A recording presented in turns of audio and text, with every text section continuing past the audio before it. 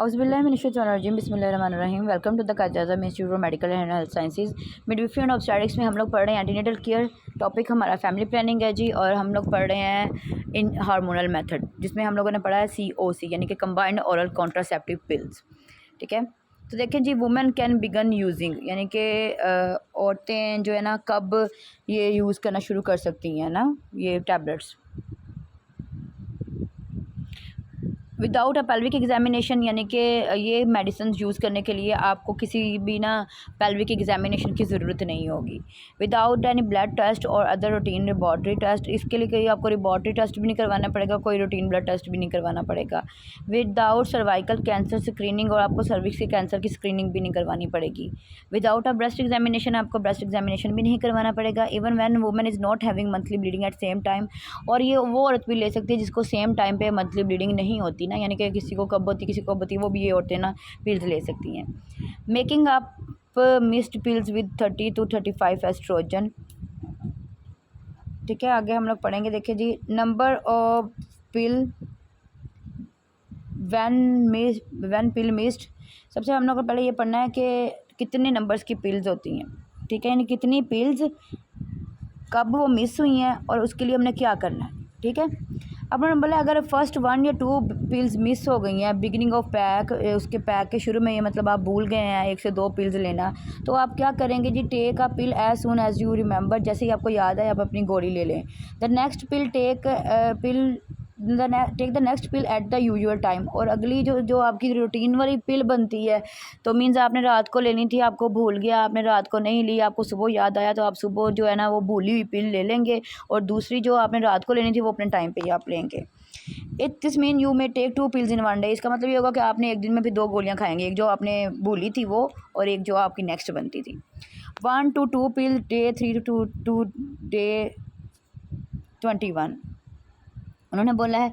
अब डे 3 से लेकर डे 21 के दरमियान आपने ना 1 से 2 पिल्स मिस कर दी हैं, तो आप क्या करोगे, take the next pill at the usual time. अगली पिल जो है ना वो आप अपने टाइम पे ही लोगे।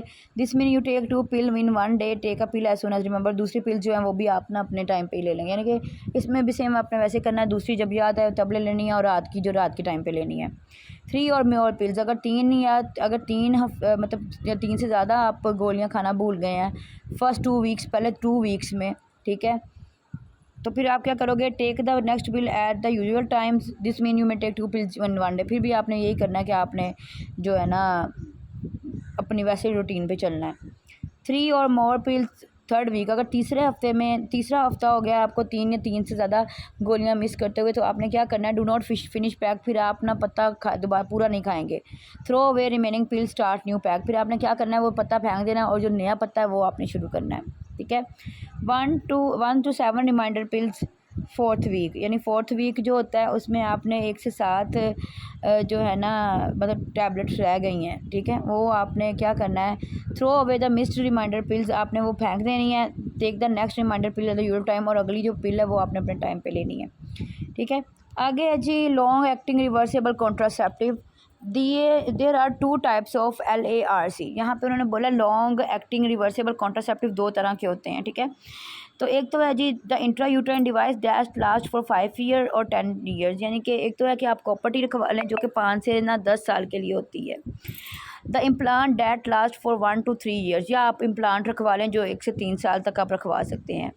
There are sometimes called fit and forgot contraception because you do not need to remember it every day और एवरी मंथ। उन्होंने बोला है कि इनको ना समटाइम फिट और फॉरगॉट कॉन्ट्रासेप्शन भी बोलते हैं, यानी कि एक बार फिट करवा दी उसके बाद आप भूल जाते हैं कि आपने क्या करवाया था क्या नहीं करवाया था। मीन्स के ये कि जैसे पिल्स आपको डेली खानी पड़ती है ना, कि आपको याद रखना पड़ता है मैंने गोली खानी है, तो ये कॉपर टी और जो इम्प्लांट होता है ना, ये ऐसा मेथड होता है जिसको फिट एंड फॉरगेट बोलते हैं, यानी कि एक बार लग गया, बाद में फिर आपका भूलने वाला ही हिसाब होता है कि आपका कॉन्ट्रासेप्टिव हुआ है कि नहीं हुआ।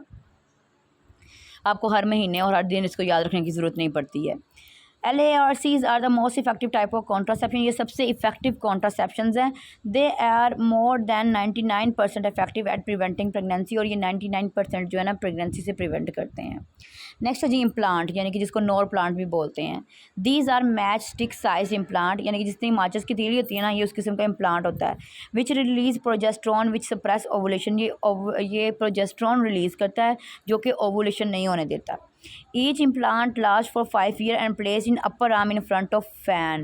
उन्होंने बोला है क्या करते हैं कि ये आप रखते हैं 5 साल के लिए रखते हैं, और अपर आर्म यानी कि अपर आर्म में रखते हैं और फ्रंट वाली साइड पे रखते हैं, ठीक है। फिर efficiency 99.9% effective in first 2 year and then reducing to 96% in year 5। उन्होंने बोला है कि पहले 2 साल तो ये ना 100% रिजल्ट देता है, यानी कि पहले 2 साल तो आपको 100% प्रेगनेंसी नहीं होगी। फिर इसकी जो एफिकेसी है ना वो 99 से 96 रह जाती है, यानी कि बहुत कम चांसेस होते हैं बेबी प्रेगनेंसी के। These are available in only in specialize centre, ये सिर्फ कुछ स्पेशलाइज सेंटर पे ही जो है ना अवेलेबल होती है। इंट्रा यूट्राइन कॉन्ट्रासेप्टिव डिवाइस, यानी कि जिसको कॉपर टी बोलते हैं आप, ठीक है। कॉपर टी हो गया, मल्टी लोड हो गया। तो देखिए जी दीज आर ऑफ 3 टाइप, ये 3 टाइप्स का होता है। Medicated containing long acting progesterone, एक तो होता है जी मेडिकेटेड जिसमें प्रोजेस्ट्रॉन रिलीज होता है, और एक होता है जी non medicated like copper T और मल्टी लोड, और एक नॉन मेडिकेटेड होता है जो कि सिर्फ क्या करता है कि जहाँ पे बेबी ने इम्प्लांट होना होता है ना वहाँ पे आपका बैरियर का काम करता है, यानी कि वहाँ पे रास्ता रोकने का काम करता है, बच्चे को इम्प्लांट नहीं होने देता, तो ये सिर्फ बैरियर का काम करता है। और जो मेडिकेटेड है वो क्या करता है, वो प्रोजेस्ट्रॉन रिलीज़ करता है। प्रोजेस्ट्रॉन क्या करेगा, आपकी ओवुलेशन को सप्रेस कर देगा, यानी कि उसको ओवुलेशन नहीं होने देता, ठीक है। मैकेनिज्म ऑफ एक्शन, अब ये काम कैसे करता है। The non-medicated IUCD like copper T as foreign body inside the endometrial cavity. They increase fluid which hinder uterine and tubal transport, so fertilization does not occur. उन्होंने बोला है कि क्या होता है जी ये नॉन मेडिकेटेड में क्या होता है, इसमें सिर्फ रास्ता रोकना होता है, ठीक है, ये बैरियर है। तो ये एक फॉरेन मटेरियल जो कि आपकी एंडोमेट्रियल कैविटी में रखा जाएगा, जिसकी वजह से क्या होगा, आपको फ्लूइड ज़्यादा यानी कि सर्वाइकल म्यूकस ज़्यादा बनेगा, जो कि यूट्राइन ट्यूब यूट्रस को ट्यूब को जो है ना वो फर्टिलाइजेशन नहीं होने देता, ठीक है। आगे जी साइड इफ़ेक्ट, अब इसके साइड इफ़ेक्ट क्या होंगे जी कॉपर टी के, वो हैं जी इरेगुलर वजाइनल ब्लीडिंग में भी हैवी, यानी कि वजाइनल ब्लीडिंग हो सकती है, वक्तन फ़वक्तन हो सकती है और होगी भी ज़्यादा। पेल्विक पेन, आपके पेल्विक रीजन में पेन हो सकती है। High chance of ectopic pregnancy, ectopic pregnancy के चांसेस ज़्यादा हो सकते हैं कॉपर टी में, क्यों, क्योंकि जहाँ पे बेबी ने इम्प्लांट होना है वहाँ पे तो कॉपर टी है, तो हो सकता है कि जहाँ पे फर्टिलाइजेशन हुई है बेबी वहीं पे जो है ना ग्रोथ करना शुरू कर देंगे, यानी कि इन ट्यूब्स, ठीक है। आगे जी हाई चांसेस ऑफ पीआईडी, यानी कि इसमें पीआईडी के chances, PID means pelvic inflammatory disease, ठीक है, तो उसके चांसेस ज़्यादा होते हैं। आगे जी डिसएडवांटेजेस, इसके डिसएडवांटेजेस क्या होंगे। IUCDs are not the first choice of women with no children those who are at the risk of STDs. उन्होंने बोला है कि जिन औरतों के पहले बच्चे नहीं ना होते या जिनको एसटीडीज़ का रिस्क होता है उनकी ये फर्स्ट चॉइस नहीं होगी, यानी कि उनको आप कॉपर टी नहीं रख सकते हो। आगे जी लॉन्ग एक्टिंग हार्मोनल कॉन्ट्रासेप्टिव, यानी कि अब ये इंजेक्शन की बात हो रही है, पहले हम लोगों ने बात की है कॉपर टी की, मल्टीलोड वगैरह की, इम्प्लांट की, अब आ गया जी injection. There are 3 type of injectable contraceptive. अब इंजेक्शन जो होते हैं वो 3 तरह के होते हैं। 1 इंजेक्टेड एवरी मंथ, यानी कि एक जो हर महीने लगता है, 1 इंजेक्टेड एवरी 2 मंथ, एक जो हर 2 महीने बाद लगता है, एंड 1 इंजेक्टेड 2 एवरी 3 मंथ उन्होंने बोला, और एक वो है जो हर 3 महीने बाद लगता है। मोस्टली हमारे यहाँ जो 3 महीने बाद लगता है वही ज़्यादा पाया जाता है। आ गया जी mechanism of action. These act by suppressing ovulation through negative feedback effect. ये क्या करता है, नेगेटिव फीडबैक दे के ना ओवुलेशन को सप्रेस कर देता है, ओवुलेशन को रोक देता है। They also thicken cervical mucus thus making it impermeable to sperms. ये क्या करता है, सर्वाइकल म्यूकस को थिक कर देता है। जो सर्वाइकल म्यूकस इतना थिक हो जाता है कि स्पर्म उसमें से गुजर नहीं पाते, यानी कि स्पर्म्स को किल कर देते हैं, वो स्पर्म्स को आगे रास्ता नहीं देते, यानी कि बैरियर बना देते हैं, कि रास्ता रोक देते हैं। एडवांटेज इज़ वेरी इफेक्टिव, ये भी इफेक्टिव बहुत है, 99.62% टू 99.7% इफेक्टिव है ये।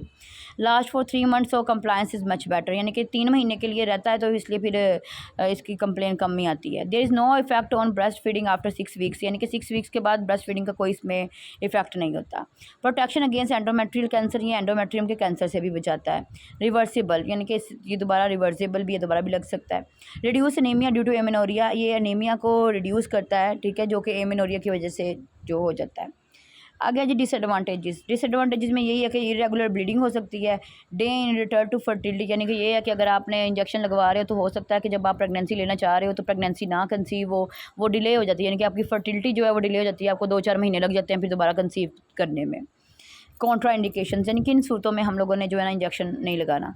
सबसे पहले जी प्रेगनेंसी में नहीं लगाना। ब्रेस्ट फीडिंग अगर माँ जो है वो 6 हफ्ते से यानी कि कम बच्चे को फीड करवा रही है ना, यानी कि अभी 6 वीक्स नहीं हुए इसको भी फीड करवाते को, तो उसको हमने नहीं देना। डायबिटीज़ में नहीं देना, हाइपरटेंशन में नहीं देना, हिस्ट्री ऑफ स्ट्रोक में नहीं देना, ब्रेस्ट लंप में या ब्रेस्ट कैंसर में नहीं देना हम लोगों ने।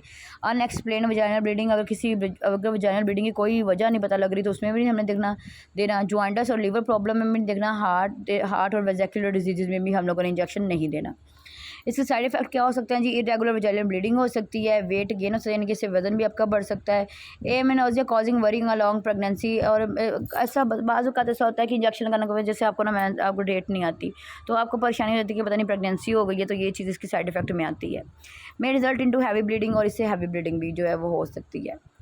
मेथड ऑफ़ यूज़, इसको यूज़ कैसे करना है जी हम लोगों ने?